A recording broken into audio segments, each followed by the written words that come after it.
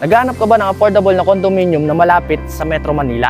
Alam mo ba na dito sa Imus Cavite ay merong condominium na nasa 15,000 lang ang monthly?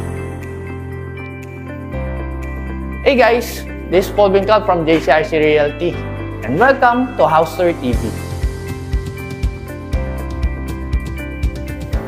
Let me show you what 3.5 million pesos condo units looks like here in Imus Cavite. For this video, ang ipapakita ko muna sa inyo ay 1 bedroom unit pero meron din tayong available na studio unit at 2 bedrooms unit. This condo unit has a floor area of 28 square meter, 1 toilet and bath, living area and kitchen. At ang kinagandaan ng unit na ito ay complete turnover na, meaning meron ng partition ng kwarto at nakabinil na ang flooring. Kung may balak kang mag-business ay pwede mo rin gawing paupahan tulad ng long-term at Airbnb for daily income.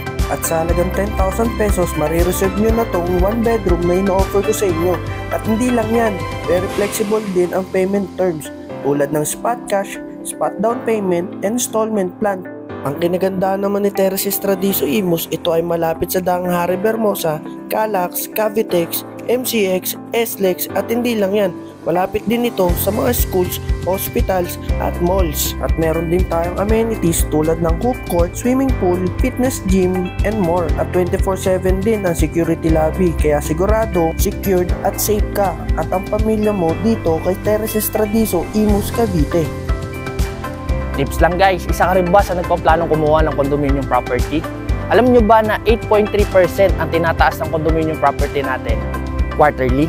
Kaya ano pang hinihintay mo? Mag-avail ka na habang mura pa. Again, this is Paul Bincal from JCRC Realty and House Tour TV. For more details and reservation, message us now.